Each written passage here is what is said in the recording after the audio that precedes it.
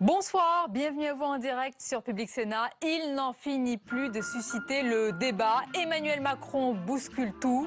Si le ministre de l'économie plaît aux Français dans les sondages, ce n'est pas le cas au Parti socialiste.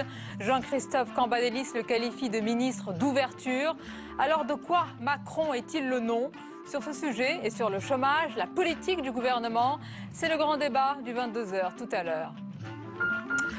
Bernard Tapie revoit ses ambitions à la hausse. L'homme d'affaires qui s'estime lésé dans la vente d'Adidas au Crédit Lyonnais demande plus d'1 milliard d'euros à l'État français. La décision a été mise en délibéré au 3 décembre prochain. Et pour comprendre cette incroyable saga judiciaire, plus de 20 ans après les faits, à suivre dans ce journal un extrait du documentaire Tapie et la République sur notre antenne. Le ton monte entre Paris et Moscou tandis que Poutine réitère son appel à une large coalition contre Daesh. Laurent Fabius raille ceux qui parlent beaucoup mais n'engagent pas un avion.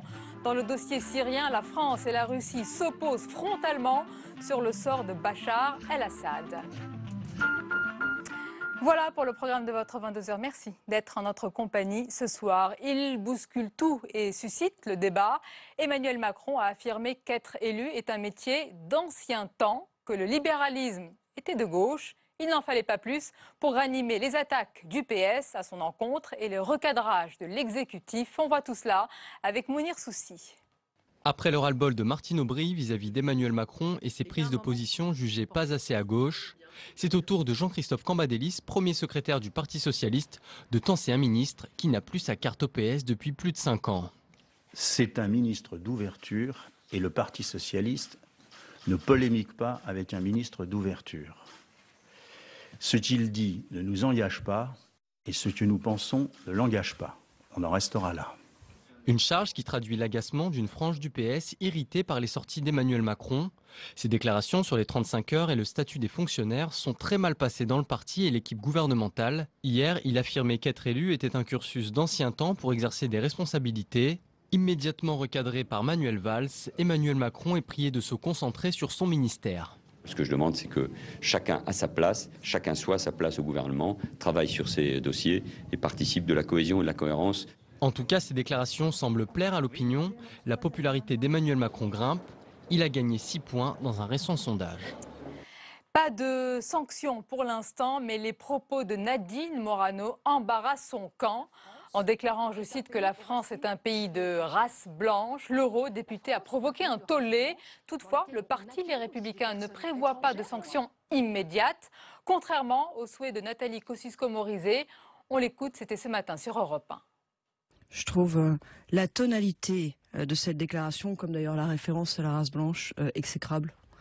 La République française ne fonctionne pas sur les bases idéologiques de l'apartheid. Pour tous les relents que ça peut avoir, et puis parce que je crois avec l'unanimité d'ailleurs des scientifiques que l'humanité se divise pas en races, je le dis, je trouve ces propos exécrables. Affaire Tapie, Crédit Lyonnais, suite et pas encore fin. L'homme d'affaires a décidé de jouer le tout pour le tout. Bernard Tapie, qui s'estime lésé dans la vente d'Adidas au Crédit Lyonnais, demande plus d'1 milliard d'euros à l'État français. Tout perdre ou empocher le maximum. La décision a été mise en délibéré au 3 décembre prochain. Et pour comprendre cette incroyable saga judiciaire et politico-financière, plus de 20 ans, je vous le rappelle, après les faits, je vous propose de regarder un extrait d'un documentaire intitulé Tapie et la République. Regardez.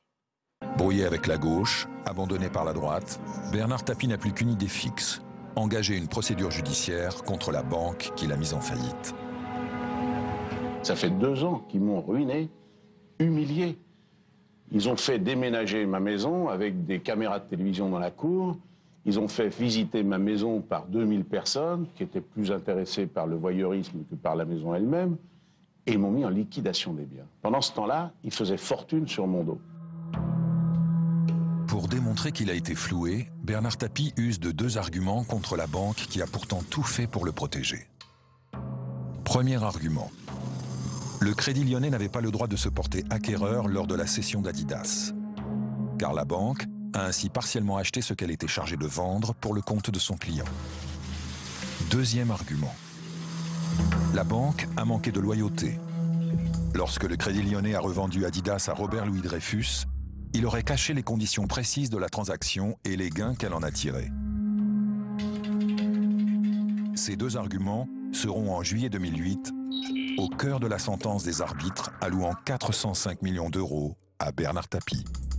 Voilà, et ce documentaire du journaliste Laurent Mauduit est à voir sur Public Sénat ce samedi 15h20 et dimanche à partir de 10h. En bref, c'est une ardoise salée. La commission des finances du Sénat chiffre finalement entre 200 et 250 millions d'euros le coût pour l'État de l'annulation de la vente des navires Mistral à la Russie. Quant à la perte pour les industriels français, elle pourrait s'établir à 150 millions d'euros.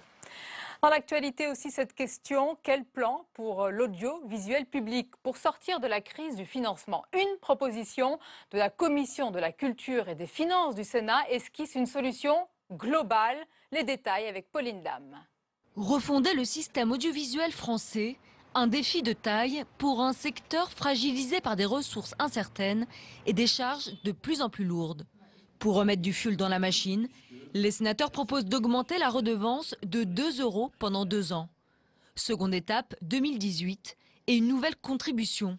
Une redevance élargie aux possesseurs de tablettes et smartphones. Mais le Sénat va plus loin. D'ici 2020, c'est une sorte de BBC à la française qui pourrait faire partie du nouveau paysage audiovisuel. Baptisée France Média, elle rassemblerait l'ensemble des médias de service public, radio, télévision et numérique. À l'horizon de 5 ou 10 ans, le service public en France peut mourir au profit d'un ou de plusieurs très gros opérateurs numériques. Et ça suppose que nous cherchions des économies en profondeur à travers les mutualisations notamment. L'idée, ce n'est pas de fusionner les rédactions, mais c'est de faire en sorte qu'un correspondant d'une des stations voit ses reportages repris par les autres. Dans les couloirs de France Télé, on s'inquiète déjà des répercussions sociales de cette fusion. L'ORTF était morte, c'est un phénix, l'ORTF revient. On fait du neuf avec du vieux. Quand on parle de mutualisation, quand on parle de rassembler les potentiels, sans doute un des objectifs est un objectif social, avec des réductions de coûts, avec des réductions de personnel à la clé. Je veux dire, on n'est pas dupe non plus. Un dossier explosif. Les sénateurs espèrent la mise en place de cette nouvelle instance, au mieux après la prochaine élection présidentielle. La suite du 22h, dans un instant, c'est le grand débat du mardi consacré à celui qui bouscule son camp. Encore une fois, Emmanuel Macron, il est libre, dit-il. Qu'en pensent les socialistes? On posera la question. Et puis la politique du gouvernement sur l'emploi. De nombreux invités sur ces sujets. C'est juste après le tour de l'info. En France et dans le monde, il est signé ce soir Nathalie Guilloire. Le ton monte entre la France et la Russie. Le chef de la diplomatie française Laurent Fabius a critiqué directement aujourd'hui Vladimir Poutine lors d'une conférence de presse à New York. La coalition internationale tape d'âge, la France tape d'âge, M. Bachar el-Assad très peu, et pour le moment les Russes pas du tout. Donc il faut quand même regarder qui fait quoi. L'ambiance est tendue entre les pays. La Russie a également annoncé qu'elle ne participera pas de manière active au sommet antiterroriste organisé par les États-Unis en marge de l'Assemblée générale de l'ONU. La Société Générale envisage de fermer 400 agences d'ici à 2020, soit quasiment 20% de son réseau selon des sources syndicales. Plusieurs milliers de postes seraient concernés. La Banque française, elle, n'a pas encore confirmé ces chiffres. Elle dit vouloir s'adapter aux évolutions du marché qui passe de plus en plus par la gestion en ligne des comptes bancaires. Pierre Giacometti, l'ex-conseiller de Nicolas Sarkozy, rattrapé par l'affaire des sondages de l'Élysée. Il a été mis en examen aujourd'hui pour recel de favoritisme. On lui reproche d'avoir facturé à l'Élysée pour 2,5 millions d'euros de sondages entre 2008 et 2012. Des prestations réalisées sans le moindre appel d'offres. Dieudonné ne pourra plus se produire au Théâtre de la Main d'Or dans la capitale. Le tribunal civil de Paris a confirmé l'expulsion de l'humoriste controversé de son théâtre, où il se produisait depuis 15 ans. Mais l'expulsion ne sera pas immédiate car Dieudonné a décidé de faire appel de cette décision. Mieux dépister le cancer du sein pour le guérir plus efficacement, c'est ce que souhaite la ministre de la Santé Marisol Touraine. Toutes les femmes ayant un risque élevé de développer un cancer du sein pourront bénéficier d'un remboursement à 100% par l'assurance maladie des examens de dépistage nécessaires, quel que soit leur âge. S'il est détecté assez tôt, ce cancer peut être guéri dans 9 cas sur 10. Et l'on termine par le dessin du jour. Il est signé Na pour Agoravox qui ironise sur la demande de Bernard Tapie qui réclame plus d'1 milliard d'euros à l'État.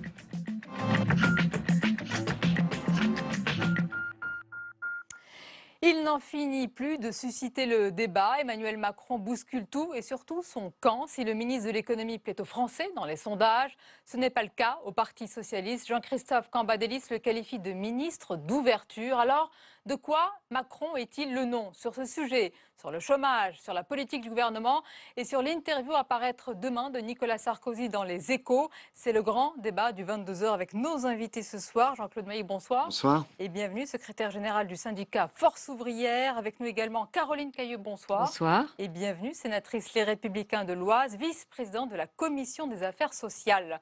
Avec nous également François Calfon. Bonsoir. Bonsoir, secrétaire national du PS au travail, à l'emploi, à la formation professionnelle et au dialogue social.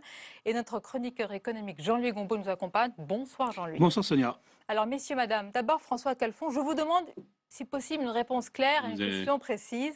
Est-ce que vous aussi, vous en avez ras-le-bol d'Emmanuel Macron pour reprendre la série de Martine Aubry? Moi je vais paraphraser Martine Aubry, j'en ai ras-le-bol d'avoir ras-le-bol. C'est-à-dire qu'il faut à un moment donné que ça cesse, que ça se calme.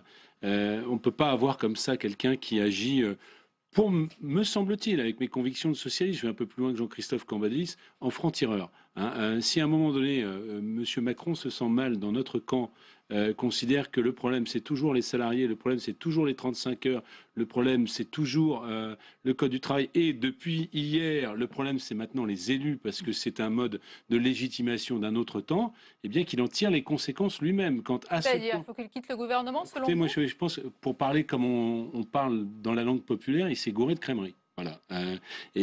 À lui de savoir dans quelle crèmerie il doit aller, mais à l'évidence, ça n'est pas celle de la gauche. Et je ne parle même pas de la gauche. Hein. Je parle simplement du monde populaire, du discours du Bourget. Je ne comprends pas d'ailleurs ce deux poids, deux mesures qui persiste entre d'un côté Arnaud Montebourg qui avait envoyé sa cuvée du redressement et qui en retour a pris une lettre de démission, accompagné en cela de M. Hamon et de Mme Filippetti.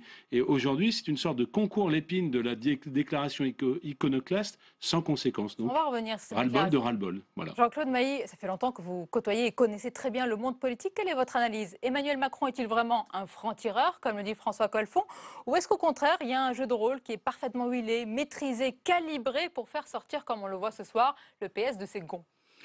Je pense qu'il doit y avoir un jeu de rôle, oui. Écoutez, un ministre qui s'exprime, et on a condamné plusieurs de ses prises de position sur le plan strictement social, moi je ne fais pas de politique, mais un ministre qui s'exprime comme ça, il est couvert quelque part. Sinon, François Calfon a raison, sinon il est viré, quoi. Bon. Donc s'il n'est pas viré, c'est qu'il est couvert. Alors après, il y a le petit jeu politique. Est-ce que, bon, je mets les pieds dans le plat, est-ce que il est couvert par le président de la République pour ringardiser Valls? J'en sais rien, mais il y a peut-être des trucs dans... C'est le jeu politique, ça. Mais je crois que ça lasse les Français aussi. Caroline Cailleux, je vous vois sourire. On a l'impression que la droite boit du petit lait, mais est-ce vraiment si sûr? Parce qu'Emmanuel Macron, finalement, il vous mange un peu la laine sur le dos. Écoutez, moi je crois qu'Emmanuel Macron, en fait, c'est un peu le poil à gratter du PS. C'est le monsieur modernisme du PS. C'est au fond monsieur Valls d'il y a quelques années, quand il réclamait l'abolition des 35 heures, quand il réclamait l'abolition de l'ISF. Donc au fond, j'ai pas le sentiment que Manuel Valls soit tellement mal à l'aise avec monsieur Macron. Et qu'au fond, quelque part, eh bien, il dit tout haut ce que certains réformateurs, et non pas, je dirais, les autres, classiques, les socialistes old age, voilà ce que je dirais finalement. Canal historique. Canal historique. Macron, voilà. il est peut-être vintage aussi, mis à part là. Mais Madame Cailleux, quand même, il y a le poil à gratter moderniste, et puis il y a quand même la bombe néo-réactionnaire de Madame Morano. Chacun est les siens. Et on n'est pas dans le même niveau de la polémique. J'entends bien. J'entends bien que c'est pas le même niveau de polémique. Mais c'était simplement un petit rappel au passage quand même, puisque ce petit détail, n'est-ce pas, de l'histoire de Les Républicains n'a toujours pas été réglé. fond, je crois quand même que vous employez des mots comme petit détail qui ne sont pas, race blanche, pardon. Pas souhaitables ici sur ce plateau, et je ne m'assimile absolument pas aux propos tenus récemment très bien. par cette collègue. Qui trouble une grande partie de votre camp. D'ailleurs, nous verrons. Mais qui me trouble aussi, rassurez-vous. Jean-Luc Gombon, au fond, la question ce soir, c'est de savoir aussi ce que représente aujourd'hui ce ministre. Selon lui, et selon une grande partie des Français qui l'approuvent, lui, il dit qu'il incarne le renouveau face, dit-il, au conservatisme. Il dit qu'il ne faut pas être élu, par exemple, pour être efficace. Alors, il dit que c'est un ancien cursus. Ça, c'est très étrange, parce que si on regarde l'ensemble des ministres, la quasi-totalité sont d'abord des élus. Donc, il y a une erreur de diagnostic. Ça sera peut-être plus tard un ancien cursus, mais aujourd'hui, pour faire de la politique, il faut être élu. Ça n'a rien d'ancien. Et par rapport à ce que disait François Calfon juste à l'instant, il disait il s'est gouré de crèmerie. Le problème, c'est de savoir si François Hollande s'est gouré de clients. Beaucoup plus que de savoir si lui s'est gouré de crèmerie. C'est la vraie question. Je dirais juste une chose, c'est que c'est l'histoire qui tranchera d'une certaine manière.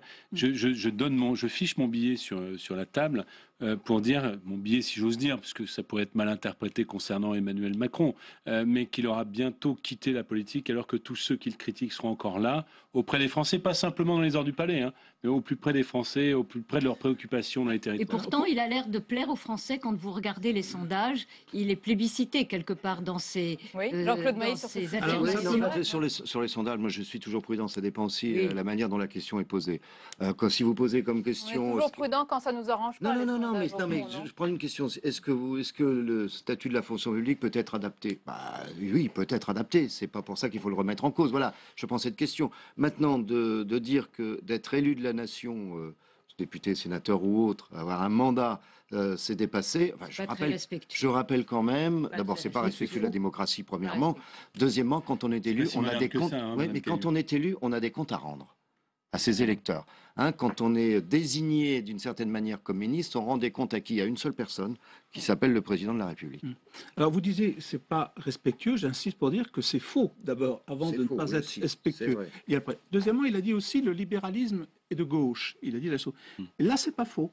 C'est-à-dire qu'il y a une tradition de gauche libérale qui est extrêmement ancrée contre l'étatisme qui serait quand même de droite. Donc, de ce point de vue, il n'a pas, au niveau, je vois bien ce qu'il veut démontrer au bout du bout, mais fondamentalement au niveau historique. Par exemple, aux États-Unis, un libéral, c'est classé à gauche. Malheureusement, vous avez raison, mais par exemple, moi j'aurais aimé que dans la loi Macron, parce qu'il y a un libéral qui sommeille en moi et qui va se réveiller sur ce plateau, mais j'aurais aimé... voilà, vous allez voir. J'aurais aimé que sur la loi Macron, nous nous attaquions, puisque vous parlez de tribunaux de commerce, à un certain nombre de privilèges qui sont des survivances d'anciens régimes. Je pense par exemple aux greffiers de tribunaux de commerce, à un certain nombre de choses qui datent vraiment de l'ancien régime et qui permettaient à des gens, sur la base d'entreprises qui étaient en difficulté, de prendre leur dîme avant même la créance salariale et qui coulaient les entreprises. Mais finalement, l'ancien régime, j'ai entendu des expressions du même ministre Macron dans d'autres... c'est un régime qui l'intéresse. Je ne veux pas me faire le porte-parole, je ne le suis pas du tout d'Emmanuel Macron, mais est-ce qu'au fond, il ne vous dit pas, vous n'avez pas le monopole des idées? Et les partis aujourd'hui ne sont plus, qu'on le veuille ou pas, mais moi, je suis assez... d'idées. Honnêtement, on va se parler clairement. C'est le but. Mais d'accord, mais par exemple, sur la question du service public et des agents publics, est-ce qu'il faut une modernisation de l'État? Oui, ça s'appelle la LOLF, ça s'est appelé autre chose. Est-ce qu'il y a un niveau RGPP? Après, on peut discuter des termes. Est-ce que des termes et des politiques de qui l'a fait? Mais je vais même donner un exemple encore plus clair. Est-ce que le niveau de stratification de nos collectivités locales est quelque chose de sain durablement, et le fait que tout le monde fasse tout?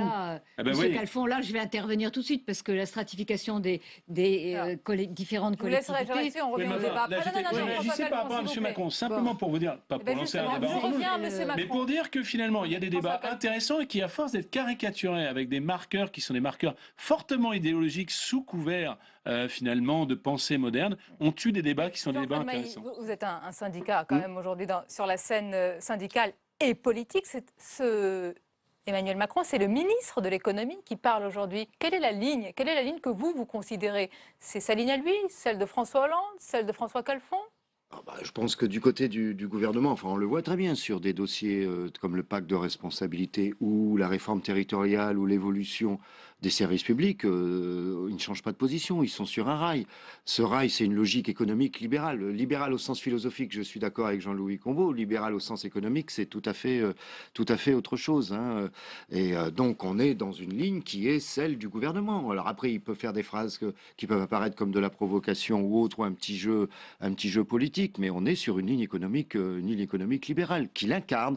Et en même temps, quand je dis qu'il est couvert d'une manière ou d'une autre, c'est quand même un ministre qui est ministre de l'économie, qui empiète, moi je dis il est vice-premier ministre, qui empiète à la fois sur les responsabilités du ministre du Travail, qui empiète à la fois sur les responsabilités du ministre de la Justice, dans la loi Macron. Oui, c'est le ministère, mais en même temps, c'est le ministère. Revenons quand même sur terre. C'est quand même beaucoup le ministère de la parole. En ce qui concerne, par exemple, la loi que vous connaissez, la loi dialogue social et d'autres termes, on ne peut pas dire que c'est les options les plus libérales qui est emportée. Je parle de la loi Macron. Mais j'entends bien. Non, mais la loi Macron, il y a la remise en cause des prud'hommes, la loi Macron, il y a le travail du dimanche, c'est des thèmes qui sont directement liés aux questions sociales. C'est pas lui qui est Premier ministre. Ce ne sont pas des mesures extrémistes. Ce ne sont pas des mesures extrémistes ultralibérales, Monsieur Mailly. Je crois qu'aujourd'hui, si on constate le chômage qu'il y a en France... Attendez, vous me laissez finir, soyez gentil. Laissez Mme Caillou défendre M. Macron. Je vous laisse, allez-y. Oui. Non, mais on pourrait d'ailleurs. On a failli voter sa loi, mais il n'a pas poussé assez loin finalement les réformes qu'il proposait. Non, moi ce que je dis, c'est qu'aujourd'hui, le pays est dans un état de crise terrible. Le chômage crève les plafonds. Il faudrait quand même se poser les bonnes questions. C'est vraiment un choix de société. Je plaide pas pour de l'ultralibéralisme débridé. Je pense qu'il y a des acquis sociaux. Je pense qu'il y a un code du travail qu'il faut toiletter, qu'il faut améliorer, qu'il faut moderniser. Regardez le rapport Badinter.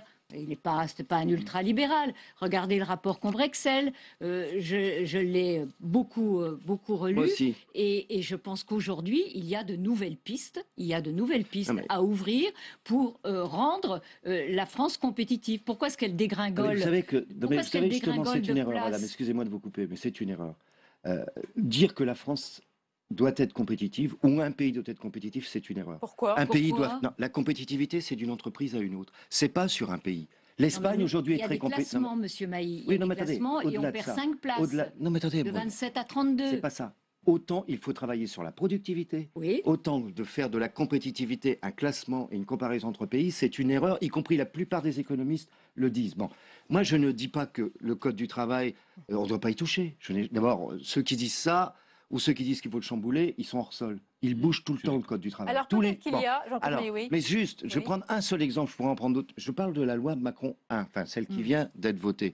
Si vous prenez par exemple sur la question des prud'hommes, vous savez que pour la première fois dans l'histoire, des conflits du travail ne relèveront plus des prud'hommes, relèveront d'une procédure de médiation qui relève du code civil. C'est la première fois. Or, ça vous choque? Oui, ça me choque. Oui, ça me choque. Allez, tout simplement. Ça me choque tout simplement parce qu'il y a un rapport qu'on appelle de subordination, qui est un rapport d'inégalité. C'est ça qui justifie le code du travail. Là, on va faire un conflit entre un salarié et un employeur comme un conflit entre un locataire et un bailleur. Voilà, c'est un exemple. Vous parlez de nouvelles propositions. Je vais vous demander si ce sont, selon vous, de nouvelles propositions.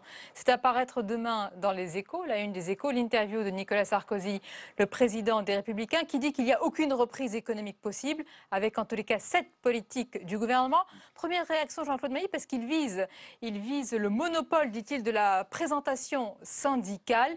Il faut un petit peu revoir tout cela, poser la question de cette représentation. Les délégués syndicaux doivent cesser d'être nommés par les syndicats, dit-il.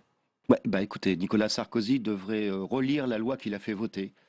Suite à une position commune en 2008. Justement, avant la loi de 2008, les délégués syndicaux étaient désignés par les syndicats. Maintenant, ils passent par une procédure électorale. Et d'ailleurs, nous avons toujours une plainte au Bureau international du travail qui nous a donné satisfaction, mais les gouvernements ne bougent pas. Donc c'est un zéro pointé parce qu'il ne se rappelle plus des lois qu'il a fait voter. C'est le cas, Jean-Luc Gombeau? Sur ce point-là, j'avoue franchement que je sèche. Je ne sais pas du tout comment ça... j'ai perdu en mémoire cette disposition que j'ignorais. Mais est-ce qu'il faut remettre quand même sur la table la question plus générale de la représentativité syndicale? On voit bien que le problème de blocage de la société française, la cible désignée, ce sont les syndicats. Et finalement, et c'est pour répondre aussi à Jean-Claude Mailly, et finalement, ce qui bloque dans ce pays, c'est l'absence de dialogue social, et un dialogue social qui puisse faire avancer les choses. Je ne parle pas simplement du dialogue interprofessionnel. C'est un mot magique, ça, le dialogue non, social c'est pas un mot magique. Soit vous passez en force, et il y a une loi, effectivement, au début du quinquennat de Nicolas Sarkozy, qui disait que sur tous les grands sujets, on devait au préalable avoir l'avis des organisations patronales et syndicales. Moi, je pense qu'à aller vite, finalement, on termine souvent dans le mur. Et je pense qu'on peut modifier les choses, moderniser sans dégrader. Dans le rapport Combré-Excel, tout n'est pas jeté à la poubelle. Après, c'est toujours dans les modalités que c'est compliqué. Mais par exemple, un dialogue social de branche, c'est pas une mauvaise chose. Il faut refonder notre modèle social. Ça, on l'entend quasiment à chaque Oui, mais chaque année. Je crois que sous ces mots-là, il y a un vrai choix de société et un vrai choix de société et de l'économie dans notre société à faire. On a parlé du Code du travail. Je pense qu'il faut aussi parler des normes. Je pense qu'il faut aussi parler des charges sociales, qui sont toutes ces raisons. Cotisation sociale. Et les charges sont aussi extrêmement importantes, je maintiens. Ceci étant, je crois que ce qui est important aujourd'hui, c'est d'essayer de comprendre pourquoi ce chômage ne baisse pas, pourquoi les entreprises n'embauchent pas, pourquoi les jeunes s'en vont à l'étranger. Et et je me tourne vers M. Mailly, les syndicats, je vais citer François Fillon, qui dit que les syndicats commence à faire de la politique au lieu de faire des propositions, et d'être force de proposition. J'aimerais bien que les politiques fassent de la politique et puis laisser les syndicats faire leur travail de syndicat. On fait un travail de syndicat. Mais regardez, maintenant, attendez, moi je veux bien qu'on ait le débat. Quelle est la situation aujourd'hui dans notre pays sur le plan de la situation économique? Si je reste sur la situation économique, on a une croissance faible, c'est pas uniquement en France, c'est une question européenne. On est loin du compte par rapport à nos voisins européens. On n'est pas là ni pour rendre le tableau plus rose et plus nord. On connaît la situation, elle est très compliquée. Il y a un problème européen, il y a un problème français. Absolument. Qui peut penser un seul instant que ce qui se passe en Chine sur le plan économique, que ce qui se passe en Russie, que ce qui se passe au Brésil n'aura pas une incidence à un moment donné sur la France? En tous les cas, ça aura une incidence sur l'Allemagne, compte tenu de la balance commerciale allemande, et donc ça aura une incidence sur la France. Alors, on est en train d'en débattre en ce moment à Paris, on a un congrès de tous les syndicats européens. Il y a un problème européen dans la nature de la politique économique menée au niveau européen. François Hollande a déclaré qu'il faut une Europe sociale, ça vous rassure? Oui, ça, ce sont des mots. Non, il y a un truc qu'on demandait et sur lequel il a répondu positivement, et ça va dans le bon sens. Nous demandons, par exemple, qu'il y ait un véritable dialogue social, économique et social au niveau de la zone euro entre la Commission, les gouvernements, le patronat et les syndicats. Voilà. Mais comment est-ce que vous expliquez sur l'entreprise de l'Est, pour ne pas la citer, qui a proposé... Smart, qui a proposé à ses salariés de modifier son temps de travail. Et finalement, ils ont accepté. Et finalement, les syndicats s'unissent pour bloquer la procédure. Oui, bien sûr. Attendez, madame, moi je ne suis pas partisan du référendum, que ce soit dans le domaine social ou le domaine politique. Et vous savez, en 2005... Pourquoi pas la concertation? Attendez, on ne va pas faire le débat sur la réponse des syndicats, et puis je voudrais faire avancer le débat. Sur la traité de constitution européenne. Et le gouvernement, après, il n'a pas fait passer le traité. Alors, il faut arrêter. Chacun ses responsabilités. Un instant, et je vous rappelle que sur Smart, juste termine là-dessus. Sur Smart, il y avait une opinion qui a été émise dans le cadre d'un référendum. Il y avait une distinction très forte entre ce que pensaient les cadres et les techniciens et ce que pensaient les employés et les ouvriers. Voilà. Bon, et résultat des courses, ce qu'attendait l'entreprise, ça ne se passe pas comme ça. Il y a la déclaration d'Emmanuel Macron, il y a la politique du gouvernement, il y a cette interview demain avec beaucoup de propositions de Nicolas Sarkozy. Est-ce qu'on peut dire enfin, en tous les cas, les propositions dans ce domaine sont sur la table du côté de l'opposition? Le débat aussi reprend sur ce sujet majeur qui est celui du chômage et de l'emploi. Ces propositions contre politique du gouvernement. Alors les propositions du côté des Républicains, elles sont plutôt dispersées. Évidemment, on attend la proposition de celui qui serait éventuellement le candidat. Quand le président j'ai été frappé par le fait que lorsqu'il était au meeting de Mme Pécresse, M. Sarkozy a dit la chose suivante: il faut appeler la France, j'appellerai la France à un effort national important. C'est-à-dire que là, il annonce une couleur quand même qui est plutôt du sang et des larmes, plutôt que quelque chose qui soit une perspective joyeuse comme avait pu le faire la gauche. Je termine, je crois que j'en ai pour 5 secondes. Ce qu'avait fait la gauche lorsqu'elle s'est présentée aux élections en 2012. Là, il y a la volonté de dire il y a une crise qui est extrêmement importante et ça nécessitera dès la part des Français. Et lorsque, par exemple, on dit je veux remettre en cause les 35 heures, il faut bien voir la portée de de cette demande, de cette revendication, de cette proposition. C'est quelque chose d'extrêmement difficile à faire. Ça sera quelque chose qui ne sera pas si simple à faire. Ce qu'on peut dire quand même, franchement, c'est que les assouplissements 35 heures, depuis les 35 heures, ils existent. Les entreprises ne s'en sont pas forcément saisies.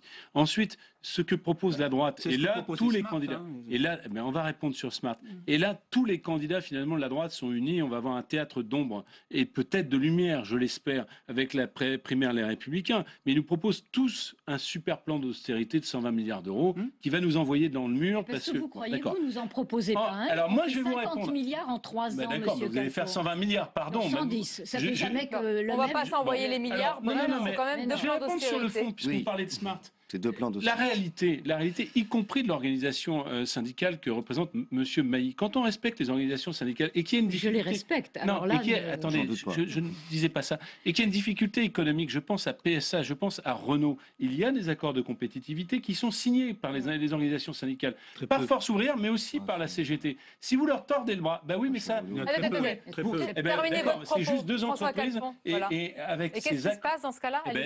Qu'est-ce qui se passe dans ce cas-là? Par exemple, l'usine PSA de Rennes, elle a été sauvée. Par exemple, les usines du nord de la France de Renault qui sont en sous-charge, ils ont été sauvés. Donc les organisations syndicales, elles prennent leurs responsabilités. Simplement, ça ne peut pas être des marchés de pub comme chez Continental. Je vais revenir maintenant aux chômeurs, s'il vous plaît, parce que c'est un dispositif de contrôle des chômeurs par les agents de Pôle emploi qui a été expérimenté, vous le savez, dans 3 régions et qui devrait être étendu dans tout le pays dans quelques semaines. Alors que faut-il en penser? Il a été mis en place lundi. Hier, on voit tout cela avec Louis Sibyl. On en parle juste après. Éplucher, vérifier, surveiller, voilà les missions des nouveaux 200 super contrôleurs. Ces anciens conseillers Pôle emploi doivent repérer les chômeurs peu réactifs dans leur recherche de travail. L'agence se défend de vouloir fliquer ses allocataires, mais bien au contraire de les redynamiser. C'était même une demande de plusieurs associations de lutte contre le chômage. Les personnes qui sont au chômage, que ce soit la personne qui vient d'être licenciée ou la personne qui est au chômage depuis 1 an, 2 ans ou 3 ans, son principal problème, c'est de gérer sa solitude. Et c'est pourquoi toute initiative qui permet au service public de l'emploi de reprendre contact avec toutes ces personnes ne peut être que, en tous les cas, soutenue. 3 étapes de contrôle sont prévues qui peuvent mener jusqu'à 6 mois de radiation. Une expérimentation a été conduite dans 4 régions pendant 2 ans. En moyenne, le nombre de personnes radiées a augmenté de 20%, une aberration pour les syndicats. Ce qui est intéressant quand on regarde ces 4 régions, c'est que en fait, l'analyse qualitative de la situation des personnes privées d'emploi montre que ce n'était pas du tout une volonté de frauder, c'était d'abord un découragement avec des personnes qui cherchaient depuis des mois et des mois, voire des années du travail, qui n'en trouvaient pas et qui finalement ont arrêté de chercher et c'est difficile de leur donner tort. Depuis quelques années, Pôle emploi s'efforce de rationaliser ses moyens. Avec la division du travail entre conseillers et contrôleurs, les chômeurs risquent d'être un peu perdus. À un moment donné, il va bien falloir qu'il y ait un retour qui soit fait aux demandeurs d'emploi, sans doute peut-être par son accompagnateur, sur le fait que manifestement il risque d'être radié. Et du coup, ça entache à nouveau la relation de confiance qui pouvait s'instaurer entre le demandeur d'emploi et l'accompagnateur. En 2014, Pôle emploi a détecté 89 millions d'euros de fraude. Un montant qui reste faible par rapport aux 30 milliards d'euros d'allocations chômage versées cette année-là. Jean-Claude Mailly, dans la forme, on dit que ce contrôle, c'est pour aider les chômeurs qui ont un petit peu abandonné les démarches à retrouver le chemin pour trouver un emploi, et d'autres dénoncent un flicage des chômeurs. Quelle est votre position? Non, écoutez, il faut bien comprendre que dans le Code du travail, il y a une disposition qui prévoit qu'un demandeur d'emploi doit faire des recherches actives. Donc, ce qui paraît logique. Dans tout système, il y a des droits et des devoirs. Là, on n'est pas sur... je suis pas d'accord sur un élément du reportage, c'est pas de la fraude. Hein, vous avez l'expérience qui a été menée, qu'est-ce qu'on constate il y a des gens qui vous envoient 100 CV, 150 CV, vous n'avez pas de retour. À un moment donné, vous vous êtes découragé. Donc, vous avez besoin d'un accompagnement à un moment donné. Donc, ça peut être un moment où on repère... Rien ne vous choque dans ce dispositif? Il ne faut pas que ce soit du flicage, mais on est bien d'accord et on va regarder. C'est pas l'objet. Vous allez regarder, c'est-à-dire on est au conseil d'administration, on va surveiller, on est implanté syndicalement à Pôle emploi. Bon, faut bien comprendre aussi qu'à Pôle emploi, les agents de Pôle emploi... Enfin, il y a 2 missions essentielles. À l'époque, on a voulu les confondre, c'était une erreur, enfin pas nous d'ailleurs, le gouvernement de l'époque. Il y a une mission, comme dans tous les pays, d'indemnisation qui est différente de la mission du placement. C'est pas la même personne qui peut faire ça. Et tant ceux qui indemnisent que ceux qui placent ne souhaitent pas en même temps exercer ce contrôle. Donc il y a troisième catégorie, c'est 200 personnes, c'est pas non plus énorme, qui vont exercer ces contrôles. Mais, justement, oui. Oui, non, Pas mais, énorme, oui, non, mais c'est pas on n'est pas sur des questions de fraude aux allocations, ça n'a rien à voir, c'est pas de la fraude aux Moi, je allocations. me souviens, pardonnez-moi, il y a quelques années, il y a une évolution sur ce sujet. Il y a Non, quelques pas années, là-dessus. on parlait du contrôle, des chômeurs, il y avait justement, ça provoquait un tollé. Non, parce qu'à un moment donné, il a été évoqué la question, non, mais la question de contrôle. Oui, non, mais c'est même pas une question de politique. Si c'est du contrôle par rapport, dit voilà, il y en a qui fraudent. Dans tout système, il y a des fraudeurs. Bon, ça, c'est pas normal, mais c'est pareil. Il y a aussi des entreprises qui fraudent aux cotisations sociales. Ça, c'est autre chose. Là, on n'est pas sur un cas de fraude. On est sur un cas où, à un moment donné, il y a des gens. Pour beaucoup d'entre eux, quand vous avez, je vous dis bien, vous avez envoyé 150 CV, etc. Vous ne savez plus comment faire. Donc, bon, et vous avez aussi des agents de Pôle emploi qui sont limite burn-out. Quand vous avez portefeuille, c'est comme ça qu'ils disent, de 150, 160, 180 demandeurs d'emploi, etc. à suivre, comment voulez-vous suivre efficacement? Moi, ça ne me choque pas, à condition que ce soit fait correctement. C'est clair. Voilà. Quelle est la réalité des chiffres? Parce qu'on a dit qu'il y a ces fameux emplois non pourvus. Je me souviens que l'ex-ministre du Travail avait parlé de 300 000. Alors, je vais vous dire une chose, je vais vous confirmer que ça fait 10 ans que c'est 300 000 à 500 000, et ça ne tient pas forcément à une mauvaise recherche par les demandeurs d'emploi. Quand on vous cherche un soudeur P4, si vous n'êtes pas soudeur P4, c'est pas parce que vous n'avez pas envie d'être soudeur P4, c'est parce que vous n'en avez pas l'envie, vous n'avez pas la compétence. Donc ça suppose aussi une chose, cette histoire de contrôle de la recherche d'emploi, c'est la gestion active des demandeurs d'emploi et les alternatives à l'indemnisation passive. Alors aujourd'hui, c'est quoi les alternatives? Clairement, parce qu'ils nous regardent et qu'ils sont dans cette situation. En gros, si vous voulez créer une entreprise, on vous donne le pactole, vous créez votre entreprise. Oui. Bon, ça c'est une possibilité. Mais par contre, si vous voulez être formé sur un autre métier, alors là c'est beaucoup plus compliqué. Donc la formation, la formation, c'est une des réponses. La deuxième chose, puisque je ne me dérangerai pas à la question qui est posée, c'est légitime dans un système assurantiel, c'est une assurance, l'assurance chômage, qui est d'ailleurs gérée par les partenaires sociaux, qu'il y ait des droits et des devoirs. Et la façon dont c'est fait, parce que le diable, il se loge dans les détails. Ça n'est pas accusatoire vis-à-vis des demandeurs d'emploi, c'est une façon qui est graduelle dans, entre guillemets, les sanctions, mais à la troisième fois que vous êtes pris, vous ne cherchez pas, etc. C'est quand même normal. Vous êtes d'accord, Caroline Cayeux? Je suis d'accord sur le principe. On a des droits, on a des devoirs, je suis d'accord. Mais je me demande vraiment si c'est la bonne question, la bonne méthode. Aujourd'hui, comment redonner du travail à tous ces jeunes, à tous ces chômeurs? On parlait d'emplois non pourvus. Il y a des métiers en tension. C'est là où il faut trouver à la fois les formations adéquates. Moi, je vois bien, sur mon territoire, on est une spécialité agricole, agroalimentaire, agro-industrie. Mais on essaye de former les jeunes demandeurs d'emploi vers ces métiers-là. Et c'est ça qui est important. Alors, les fliquer... Bon, c'est pas tellement la solution, ça ne changera pas et c'est pas ça qui créera de l'emploi. Attendez, Monsieur Calfo, mais l'important aussi, c'est de donner de l'air aux entreprises, qu'elles n'aient pas peur d'embaucher les PME, les ETI. Mais si, c'est ça le fond du problème. Mais d'accord, le fond du problème, vous avez soulevé un point du problème qui est tout à fait sur le dispositif quand même. C'est celui de ces fameux emplois non pourvus. C'est clair que c'est une difficulté. Les emplois sociaux sont un marché important. On ne peut pas se passer, comme vous l'êtes, de libéral à colbertiste. On ne peut pas obliger les jeunes d'aller vers tel et tel métier. Il faut en parler parce qu'on a une émission, les gens nous écoutent. Tout le monde souhaite être journaliste ou faire du web. Et ben, la réalité, c'est qu'aujourd'hui, on cherche des informaticiens. Parce que les jeunes ne veulent plus faire des maths. On cherche des gens, ça peut paraître bizarre, le pays se désindustrialise et pourtant on cherche des gens. Jean-Luc Gombault, c'est intéressant. Il faut que les gens aient envie d'aller s'il vous plaît. Simplement sur les chiffres quand même, sur les emplois non pourvus ou les emplois vacants d'ailleurs, qui sont deux notions différentes.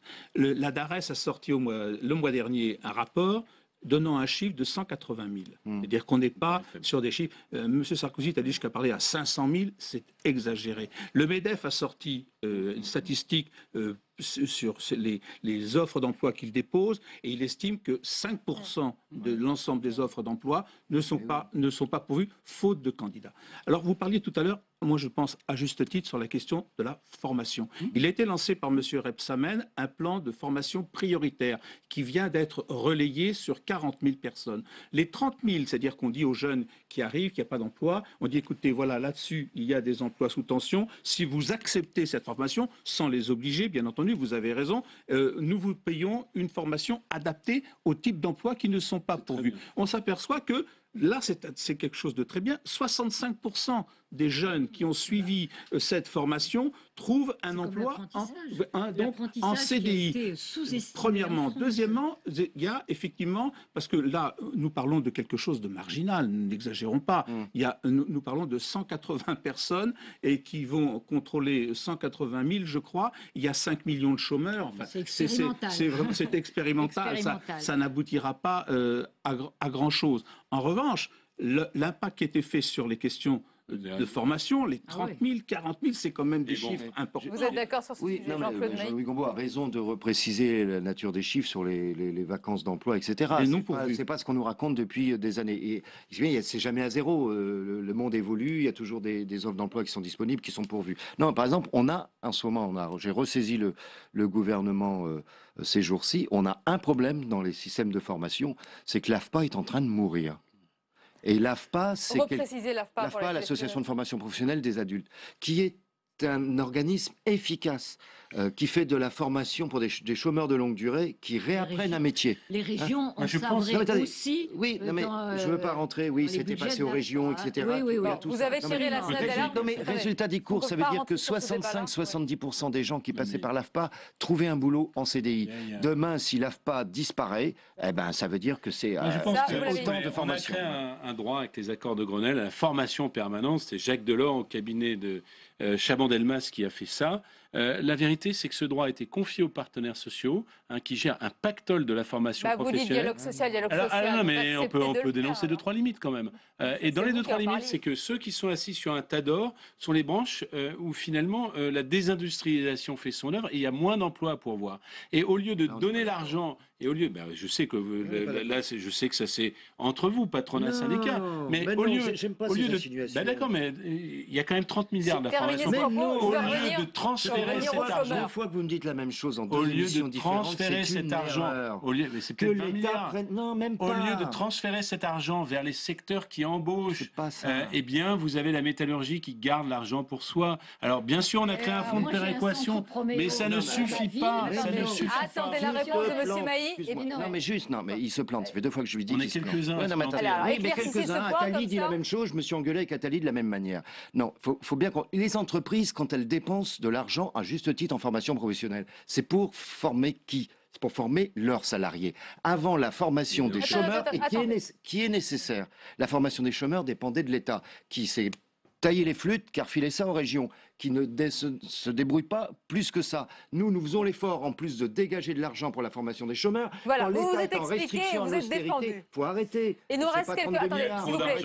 Il nous reste quelques minutes. Je voudrais vous poser, en guise de conclusion, une question générale. Et vous avez le temps d'y répondre chacun. Caroline Cayeux, il y a les mots et il y a les paroles de la nouvelle ministre, par exemple, du Travail, Myriam El Khomri, qui insiste sur la formation. Vous l'avez dit. Il faut aller sur le terrain, dit-elle. Ça paraît tellement évident, on suppose que c'est fait depuis 3 ans. Sur quoi faut-il insister en priorité selon vous? Le président de votre parti dit qu'il faut refonder notre modèle social. S'il y avait un point à mettre en évidence, c'est lequel? Diminuer les charges des entreprises, libérer les initiatives et rendre de la compétitivité aux entreprises françaises. On a fait 30 milliards. Toujours aussi 30 milliards de diminution des charges. Bientôt 40 milliards et encore 10 milliards entre le CICE. Sur quoi faut-il insister, sur quoi? Sur les filières, sur la formation, parce que 150 000 jeunes qui sortent sans formation. Alors c'est moins sexy d'en parler, bien sûr. Même question, Jean-Claude Maï. Rebooster les 3 moteurs, investissement public, investissement privé et demande. C'est ça les public. Et Jean-Luc Gombault, pour conclure. Oui, non, mais ça veut dire qu'il faut changer de politique économique. Quand on va dans le mur, on change de politique économique. D'abord, sur la baisse de 30 milliards, 40 milliards, c'est une restitution des prélèvements antérieurs, période Sarkozy. Sur quoi faut-il insister? Premièrement, je crois que le gouvernement a essayé beaucoup de choses. La seule chose qui nous reste, je crois, c'est le problème de la libéralisation du Code du travail. Je ne sais pas s'il y aura... C'est-à-dire, par exemple, c'est l'assouplissement, tout ce qu'on parle d'assouplissement. Dans ce qui se passe dans les autres pays d'Europe, on aura l'occasion d'en reparler. On estime que la moitié de la baisse du chômage vient du retour de la croissance qu'ils ont eu et deuxièmement des réformes. Jean-Louis Gombault, juste un mot. Tous les pays qui ont décentralisé les négociations collectives, Espagne, Portugal ou Allemagne, résultat des courses, un effondrement de la négociation. Merci Jean-Luc Gombault, merci Jean-Claude Maï, François Calfon et Caroline Cayeux. On aura l'occasion, c'est sûr, de reparler du Code du travail et des réformes à venir. On arrive à la fin de ce 22h. Merci à vous de votre fidélité. Tout de suite, c'est l'émission Politique Preuve par 3. L'invité, c'est Florian Philippot, vice-président du Front National. Je vous retrouve demain avec plaisir.